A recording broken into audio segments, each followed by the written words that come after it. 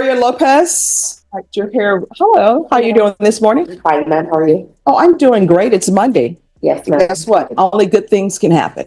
Yes. At least we should think that. Yes, ma'am. That's what we're hoping for. So before we go on the record, have you all reached an agreement on bond amount? We have not, Your Honor. State and defense would make their respective recommendations.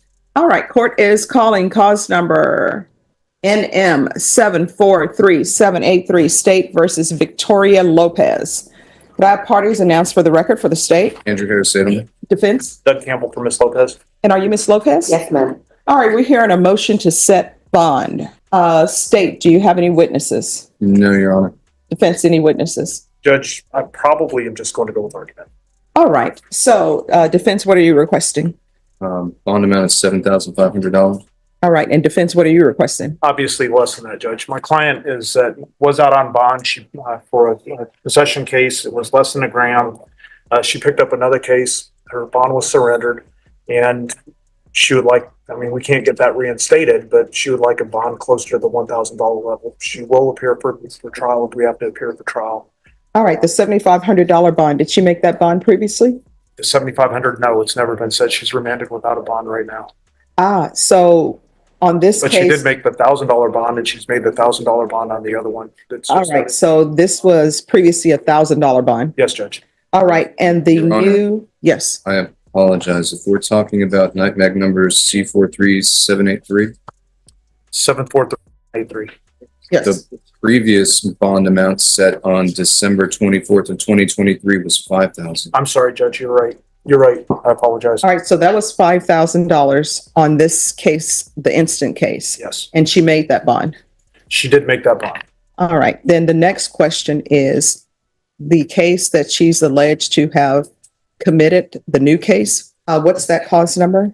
That one is 2024 PF 27235. I And what is the bond amount on that case? want to say that's $1,000. And what is the offense? Possession less than $1 gram. And what is her criminal history?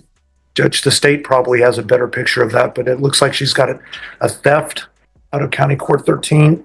Excuse me. Well, Your Honor, Ms. Lopez has 4 current active cases: 2024 PF 27235, 2025 CC 00. Wait, just 1 second. So if you could list the open active cases she has for me, what the offense is and what's the alleged offense. Possession controlled substance PG1, less than $1 gram. Offense date alleged offense date December 12th, 2024. Theft of property greater than $750 and less than $2,500 with the same offense date. Theft of property with less than $50 with previous conviction. Offense date December 23rd, 2003. And the instant case with the same offense date. All right. So the case that's before me today, the alleged offense date is from 2023. Yes. All right. So here's my question. We are now in 2025. Why isn't the laboratory results in for this case? And why shouldn't I give her a PR bond on this case if there's no lab results? And when are the lab results coming? Because I am shocked that we have a 2023 case and there are no lab results. I can understand the possession less than $1 gram. That's December 12th, 2024. And Vashawn, you know what I find shocking? Oh, Vashawn, why is nobody in jeans? It's rodeo. Oh, okay. I'm just shocked by that. Usually the prosecutors come in their jeans. And it's rodeo. I guess we're waiting for the rain. Oh, I received a call that it is raining in some parts of San Antonio right now. All right. Who's here on Deborah Aguilar? Yes. Are you ready, counsel? Yeah, approach, Your Honor. Yes. Good morning. How are you? Good morning. Hi. Are you all ready to proceed? No, Judge. Judge, There's a new case and there's nothing on it yet. it's an ag robbery. It's about less than a month ago. It happened on the 14th of January. It's one thing of many things alleged, Judge, but obviously defense counsel doesn't have any access to any discovery, and I don't have any discovery on Bear Pick at this point. All right, so how much time are you all asking for? I would ask for at least 30 days, to evaluate the ag robbery and at least get some discovery to defense counsel on that subject so that they can evaluate the case. All right, Norma, set this for, you guys are doing jury selection on McIntyre on the 31st. True. Yes, Judge. And that should last at least a couple of weeks, probably. Well, not the jury selection, hopefully. All right, Norma, set this the week of April 14th That should be for fine, a Judge. contested hearing. And if it's not contested, it's not contested. Yes, ma'am. I'll do it on the 14th. Thank you. All right. Ms. Abrams, Aguilar is coming back on April 14th for a contested hearing. And defense, Mr. Schaefer. Hi. I'm assuming do you have any objection to that date? All right, thank you. Okay. All right, thank you. All right, could I see the file on? All right, pause right here. This is where bond arguments quietly tell you everything about a case the defense is asking for mercy, the state is thinking risk, and the judge is already doing math in their head prior bonds, new arrests, and whether this defendant actually shows up. Next time. Michael Ogden, please. Yes. Mr. Ogden's dismissal has been signed and we have been served. May he be excused for the day? Yes, could you have them come up, please? Yes. All right, thank you. Mr. Ogden himself? Yeah. Yes, thank you. Mr. Ogden. Hello, Mr. Ogden. Good morning, Your Honor. Good morning. So my understanding is the state has decided to dismiss your case. They say they're dismissing it in the interest of justice and that you agree that you're going to forfeit the weapon. Is that correct? Yes, ma'am. All right. Good luck to you. Thank you for always dressing appropriately for court. Thank you. Thank you, You're Judge. welcome. Michael Warner. Good morning, Judge. Good morning. Michael's present. I have some further, I have an offer of. All right. They would agree to leave open 1 second. Okay. Just 1 second. Let me pull up his case. And so it shows the last thing I have for him is there was a bond forfeiture. Yes, So- there was a missed court date in October. Mhm. We took care of that a couple of weekends ago. We Came in on the following Got it. Monday and you denied on I side. Okay. All right. So in this case, you have all discovery Yes, Your Honor. and was an offer tendered. Yes, Judge. Sir, how old are you? I'm sorry, what? 35 years old. All right, Ms. Ferguson, reset this for 3 weeks for plea deadline date. And you need to make sure you're on time for court. You were late today. It would be March the 3rd. All right, your plea deadline date will be March 3rd. Okay. Once you sign the reset form, you're excused. Thank you for dressing appropriately for court. Thank you, Judge. Thank you. Miguel Ayala? Can you have this file pull, please? Yes, sir. 2024 CR 008731. Yes. Oh, it's not on the docket today. I don't think it is, at least. It's 2024 CR 008731. And Norma, on that case, it's Sanhydric. Can you let the attorney know that the case has been dismissed? 2024 CR 008731. Counsel, are you ready? I am ready, Judge. Was a PSI done on this case? Oh, defendant waives PSI. Thank you. All right. Court is calling 2024 CR 012731, State of Texas versus Cody Kraus. Can I have parties announced for the record for the state, Opinion for the state of Texas? for the defense? Mark Darling for the defendant, Your Honor. And are you Cody Cross? All right, both parties agreed to waive the PSI. Is that correct, state?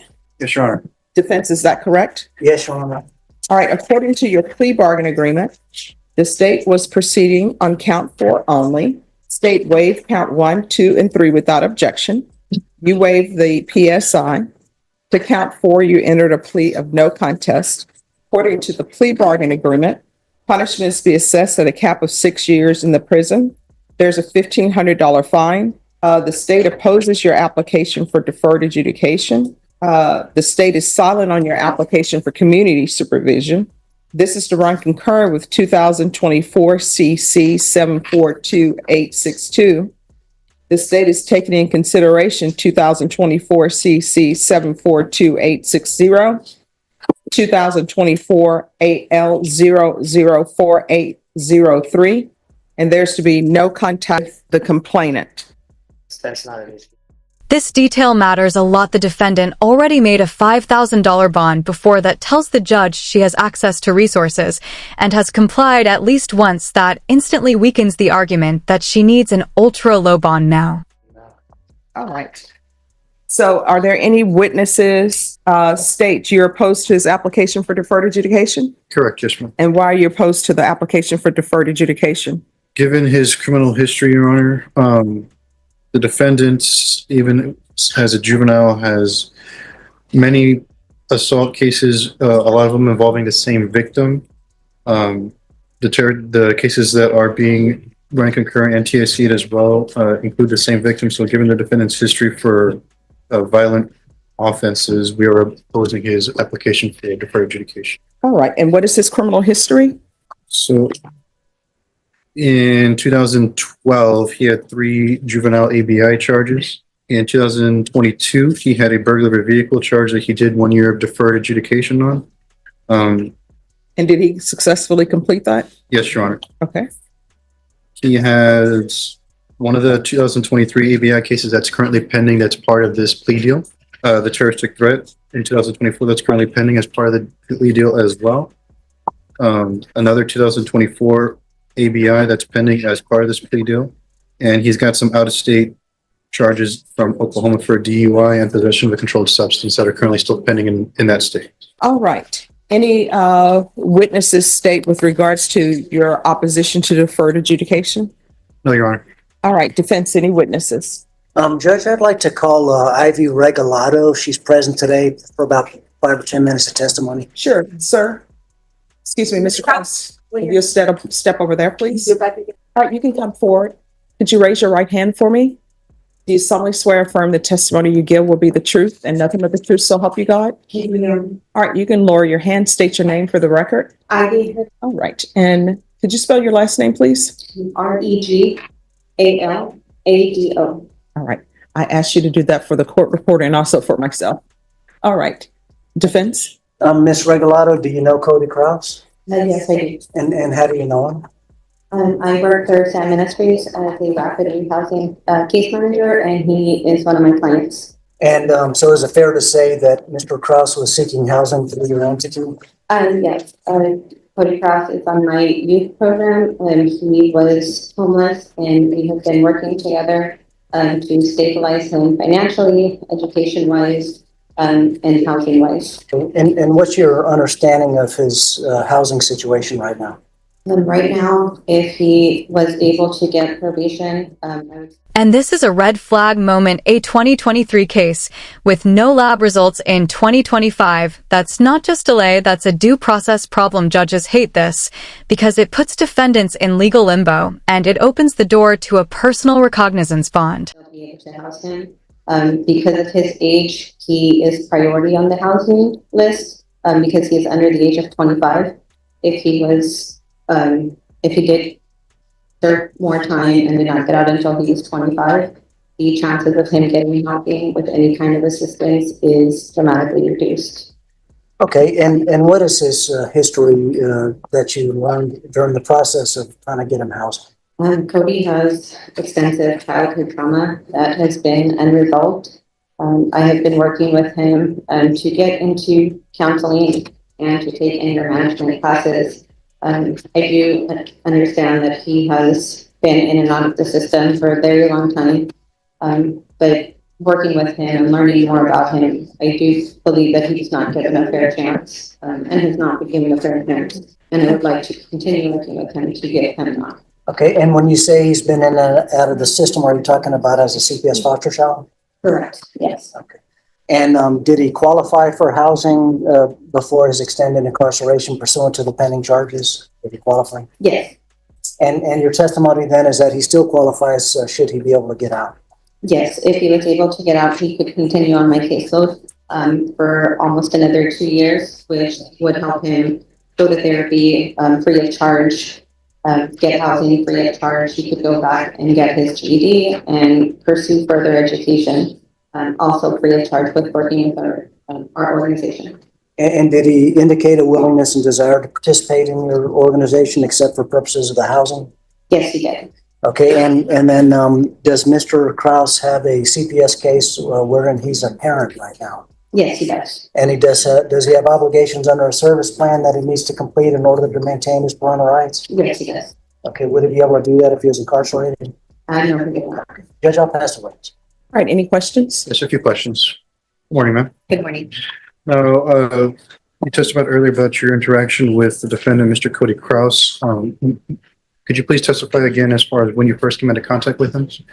I believe it was April of last year, so I've been working with him almost a year, and he was referred to me by my supervisor. Okay, almost 1 year of contact with you. Yes. Were you aware of any of his history prior to that time? We have some case notes when we get the referral, but most of it is just one-on-one conversations with him. Okay. Were you aware of any of his criminal history at all? Yes. Okay. And does his criminal history play any type of role or decision making into his applicability for housing? Absolutely not. Okay. You mentioned that you have, or that he's going through counseling. Is that correct? Yes. Okay. What kind of counseling is he going through?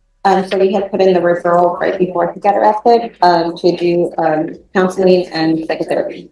And this can be done virtual or in person Okay. with UT Health. Has he been in compliance with his counseling? He has not been able to because he's been incarcerated. I will just say that the referral was voluntary. It's not mandated to stay part of the program. He chose to do that by himself. Okay.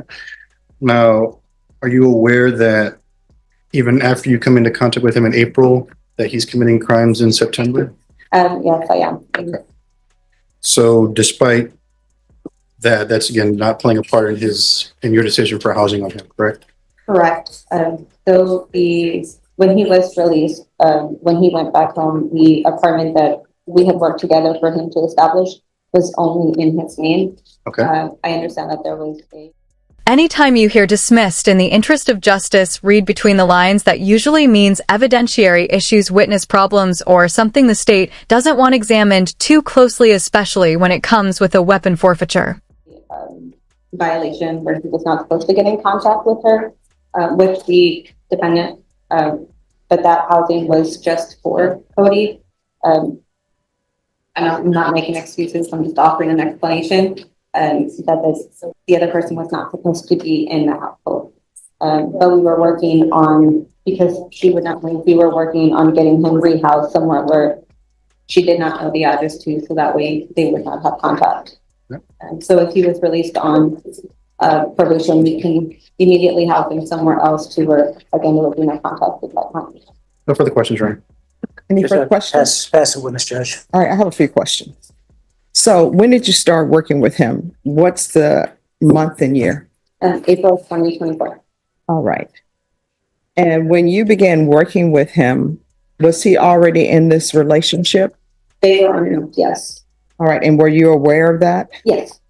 And when you were working with him, was there any work done related to any relationship issues he had with the complainant? We had done the housing separate from her, just because they were having some issues. Cody had decided just to get the apartment by himself, so that way she would have, his housing could be stable. When that happened, a couple months later, if that, she had stated that she had nowhere to go with their children, so he let her into the apartment, but she was never on the lease. And we were just trying to work it out, to go into therapy to see if they were going to work it out or if they were going to if she was going to leave. All right. And then do you remember what month or of when she moved back in or when she moved in? May, June, I'm not too certain. All right. And did you ever do any therapy inside the home? Me? Yes. Or anyone else? So we do at least bi-weekly visits. And so I would go in, we would talk about his goals. Even though she wasn't my client, she was able to be part of the goals because she was on the housing. But I just worked mainly with him because she didn't really do anything. So we did like biopsychosocial assessments, mental health assessments, just to see where he was at mental health wise. And I gave him resources like the UT Health partnership that we have, and he decided to take advantage of that. A little bit too late, but he did volunteer to put in that referral. All right. So you just said something about housing. So she's on housing. Is that correct? But she's not supposed to be in that house. So the way that our program works is we have one client. So he was the one that got pulled for housing. If the kids come or a spouse comes, then they're automatically able to get resources from us, but he would be the main client. So if she chooses not to do any services like the GED or employment, then that's something that's just out of my control. And I would really just focus with him because he's the main one. Okay. And what type of services are you offering him now if he were placed on probation? And so if he were placed on probation, immediately we would try to house him. The goal is always under 30 days, but we can make that happen in 24 to 48 hours with the landlords that we work with. And from there, we make a housing goal. So This is where deferred adjudication often dies. Violent history plus the same victim across multiple cases is basically the prosecutor's strongest argument, even when someone completed probation before repetition changes the court's tolerance. if he wants to go back for his GED, we can set him up with that. We also partner with Goodwill to get him employed, work on a resume, work around his criminal background. And we also work with UT Health for the counseling. Sorry, I'm blanking. But we have resources for everything. And the goal is to, after the 1 to 2 years, you can be in a place where you can get mental health help, you can get physical help. We can help him with SNAP benefits. We can help him get Medicaid so he can go to the doctor. So does he have mental health issues? I would say yes. Does he have any drug issues? Prior, yes. And prior, what was that? From my understanding, just weed. Not just weed. But I was never, nothing else from my understanding. All right. If the court were to grant him probation as a part of his housing, could you ensure the court that you would not allow other persons to stay in that house? Yes, it is. We work with the landlord. If the landlord sees somebody, or if I see somebody, because we can just be dropping visits, we can talk to him about it. We can talk to the court about it, which I'm assuming there would be something in place. But from the conversations that we've had since getting arrested, because we've had a couple, I do think that he genuinely understands the severity of, while you were in that mindset of trying to do the right thing for the right reasons, look at where it's landed you. And I do understand that. I do think that he understands the severity of this cannot happen again. All right. So here's the problem.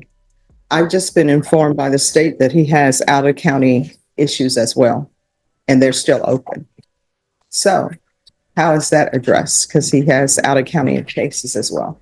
I can talk to my supervisor. I know we have worked with out of county. I haven't had that experience with a client, but I do know that we work with other courts to resolve that so they can keep their housing. All right. And if the court were to send him to prison, would you all still be able to work with him when he was released? No, he would have to get back on the waiting list. But again, there's priority given to ages 18 to 24. Just because so many have just aged out of foster care. That's my grant. So he would have to just go to the general one, which is about a 5 to 7 year waiting list right now. And so he would not be eligible just to get back on the services because he would age out from the program. All right. And so how long do you have this placement open for him? Right now, we're just waiting for a decision from you. But we can, if he was released, we could keep him up to almost 1.5 years now. From now, because he was only technically housed for about 5 to 6 months, and we can keep him open for 24 months. All right. So here's the problem. I don't know what's going on with his out-of-county cases. I don't know if he has a warrant for that or not. So he may not be released. So I'm just trying to find out if I were to grant him probation and he's not released from the other county, if they pick him up, how long would the opening last for him? Because if I were to grant him probation, once he's released from custody, I would want him immediately in the program. So is that possible? Yes. So as long as we have as long as we know that there's updates, as long as we have updates. So even me coming here today, that's something that I can place note that he's still my client and we can keep him open. And that doesn't go towards the year and a half. So as long as we know where he's at, what's happening and there's updates, then we can keep him open so that the day he's released, he has somewhere to go. All right. Thank you so much for coming down. Thank you, Your Honor. Oh, I'm sorry. Any other questions? No, Your Honor, thank you. Maybe just one question more, if that's Sure. okay. You'd mentioned earlier that in your opinion, you feel you've got mental health issues. Is that correct? And have you had any training or experience being a mental health professional? So I have trauma informed. I have my trauma informed care certificate. We do extensive training with childhood issues, with ACEs. We do biopsychosocials. And then from there, we take it to a professional. But I think anybody with that kind of childhood and those kind of issues is out. I understand. But have you ever made a mental health diagnosis yourself? No. Okay. No further questions, Your Honor. All right. Is there anything else? I just wanted to call Mr. Kraus for a second, Judge. All right. Thank you. All right. Here's the real complication out of state cases. The judge can't risk granting probation if another county might immediately pick him up. This isn't about sympathy anymore. It's about jurisdiction control and whether the court's order would even matter.